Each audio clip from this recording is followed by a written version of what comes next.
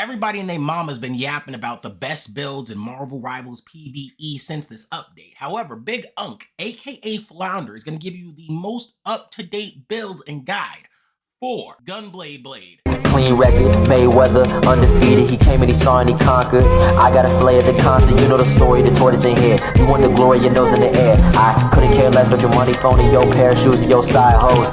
What's good, nieces and nephews? Big Unk Chaos, aka the Flounder. Don't ask me how I got that name. With that said, I'm here to give you guys the most updated Gunblade build, so let's get right into it, discussing how you pilot it, how it works, etc. Now, a lot of people have been requesting a demonstration, so I'm gonna have this up in the background while I talk to you guys a little bit about some of the changes we've seen in the game. For those of you who have not watched the updated PvE patch notes, be sure to check that out to get specifics, but essentially every character now has the capabilities of getting to Nightmare 200. They give us 40 more levels, y'all. We only got 60 days left and they still giving us some content. I'm very happy about that. With that said, the Gunblade build is primarily a boss killer. I won't lie to you, I'm gonna keep it factual. I did notice my damage output slowly begin to slow down a little bit over time. And the reason behind that, I'm realizing, is these monsters, they scale. Because of that, you're gonna wanna actually utilize your cards a lot more, making sure that you're prioritizing damage. Killing the boss is nothing. Anybody in the, anyone can do that. In my opinion, even Dracula's not a problem, but you just don't want to get caught in any corners. You don't want to get picked up by any of these bird guys. You're essentially going to be utilizing Reap to teleport. You see how I just did that? I teleported over here. That's the way you're going to want to utilize these builds. So it's repositioning yourself consistently, so you're basically always out of the smoke. You don't want to be caught in a situation where you're basically backed into a corner, or you get picked up, or you get stun locked. Because it won't matter how much health you got or damage reduction at that point. You're still gonna get cooked. Now, specifically with Blade, there's going to be a couple benchmarks and thresholds you're gonna have to hit if you want to be successful. I gotta reiterate that. You're gonna have to hit these, and they're basically non-negotiables. Let me show you that real quick in the trait category. Now, just getting straight into it, I wanna point some things out for a lot of people who are confused. Your gear score technically does not matter. Think of it as your power level. They're basically bullshit. If any of you watched Team 4-Star, you'll get that reference. Point is, look at this as a guide to see where you're currently sitting at. I believe the max is 30,000.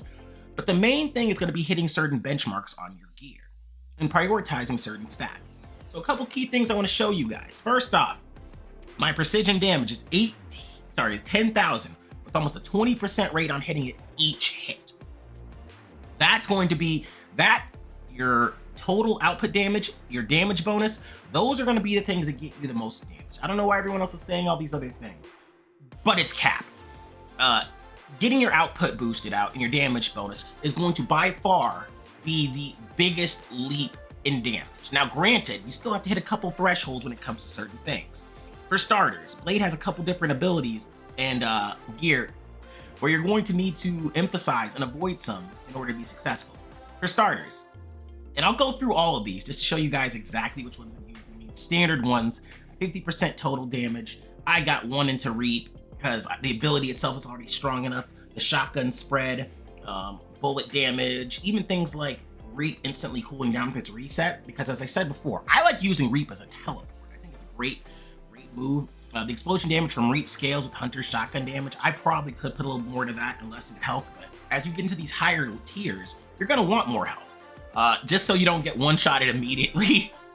Even if you're actively killing all the enemies, Blade still has that negative healing effect in tow while he's in his awakened form. So because of that, even when you're using your potions, even when you're killing enemies, you're not gonna get as much as other people. Which is exactly why I took the effort after going the traditional path of getting basically every single thing for damage. I don't have too much into critical damage. I probably could move some of this around towards that, maybe decrease my critical hit rate, something if I wanted to be a little bit more towards the damage route, but I just really like the health. I like where the build is right now. Now, Nug actually taught me this next part. I want to know you guys all give a shout out to him and check out his page. A lot of good content, a lot of good builds.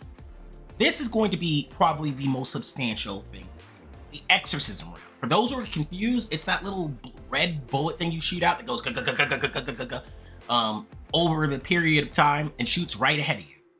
Now, what's very key here is this little benchmark here. With my gear, I'm able to get this underneath every 0.05 seconds. That's the lowest I can get this. It can't go any lower than that. So every 9 seconds, I'm gonna get a shot that every shot lasts 9 seconds, and every 0.05% of that, it's going to be consistently shooting a bullet.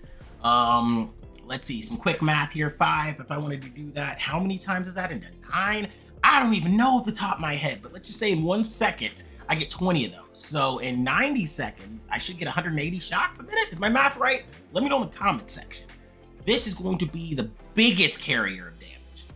I know some people are debating the extra ability damage versus the primary weapon damage. I like primary, I do. I know a lot of people don't agree, but you use Gunblade's gun quite a lot when it comes to your excess things. And of course, I'm a precision damage build. If you've got more crit, go into that. Whichever one you've got more frequently, you can get to happen more frequently, or whichever one you have more damage in, I put all my casts into that.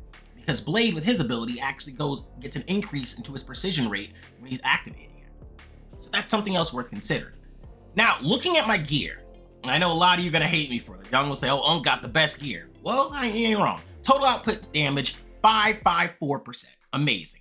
Critical hit rate, don't love that. Wish I could get rid of it, but you know, whatever. Precision rate 6.2 and exorcism round intervals at minus 0.072 seconds. Awesome. Getting one of those is good enough, really. Armor, pretty good still too. Health percentage, and of course, restored health upon defeating enemies. That's gonna be important. Can't keep up with these health potions. I need to put some strategists in this game to heal us. I think Jeff's heal should be able to heal his teammates. I don't know. Hot take.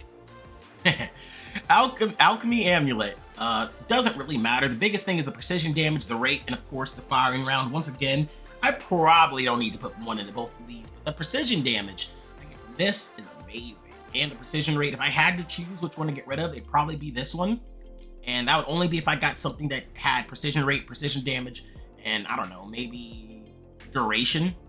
Next up, the Phoenix Force Fire. Output, precision, of course. Silver Bullet Barrage damage, 56. And A tier on warm-up enhancement and Hunter's Resolve enhancement. This is going to essentially be where you get a majority of your damage from, outside of the frequency of the exorcism rounds. So make sure that your gun is strong. I mean, I feel like that should be obvious. Now, if you look over here, lastly in the traits, just a little quick run through so you guys can see everything I've got. Got 5 into damage boost, 1 into health, 5 into amplification, 1 into armor. I activate all of these. I really do. I think they're useful. 1 here to reap, 3 here to silver barrage, 3 to warm up, 1 to block rate, 1 to primary attack speed, because that's going to increase the rate at which I shoot, which will get me into my blood mode quicker. I mean, it's very negligible, but like still useful. Health, critical hit rate, block reduction, 1 into the explosion from Reap scales. You really don't need it, but the damage doesn't hurt anything. With Reap getting that bonus, I'm pretty happy about it. Block damage reduction, 5 into output, 3 into health, 3 into exorcism round. Once again, primary attack damage. Skipping out on nowhere left to run, you don't want your bullet just going a spherical radius along its path. You want it to shoot ahead of you. I mean, you don't know where these enemies are. They're gonna be chasing you. Why would you shoot a bullet out ahead of you, run around to your right flank, or teleport with Reap, and all of a sudden you're getting hit again? 5 into precision rate, 1 into armor, 3 into Heart of the Hunter, 5 into precision damage, 1 into health, 3 into Heart of Hunter duration. I really like that. I used to have it to where I was only saying it for 12 seconds. Doesn't really matter how long the duration is. If you're a controller player like me, you get tired of pressing that damn button. Ultimate charge speed 1 into block damage reduction. Of course, I take the Phantom Pursuit. And lastly, precision damage, followed up with Cast, Bloodline Awakening, and Hunter Shotgun. Little overview of my stats for anyone who's curious. You guys can pause here. Now I'm going to zoom it all the way down to where boost ability is at the bottom. You see my survival traits. And not too shabby, not too bad health. And lastly, you'll see my overall stats. So this is my setup within there. And honestly, this is probably what I think a lot of people should be taking if you want to have Blade successfully. I have not cleared 200 yet. That's because I've been busy. Relax. I know y'all trying to get on me. Oh, have you cleared 200 yet? Relax. Uncleared 160 in a week. I got a dang boy to take care of. Shout out to your nephew. He needs me. Let's get back to the video though. So yeah, essentially overall, Blade is still the best in my opinion. I know Squirrel Girl stun is cool. There is some new changes when it comes to the Squirrel Girl Friends build, which I'm super happy to explore. There's also some new modernized information when it comes to other variations for Blade, like his Sword Blade.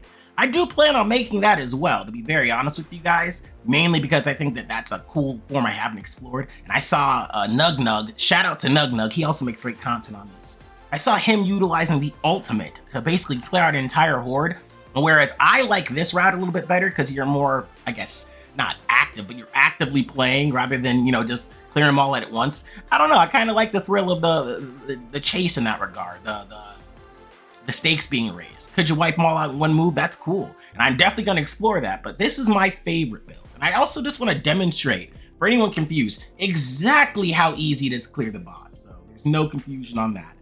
All that being said, I've been Unk, y'all been y'all. Be sure to enjoy the rest of this gameplay, and be sure to tell your auntie that I said hi. Oh, and of course, check out some of our other videos. Show us some love, hype it, like it, share it with your enemies, your ops. It makes no difference to me. I hope you guys are all having a great day, and take care.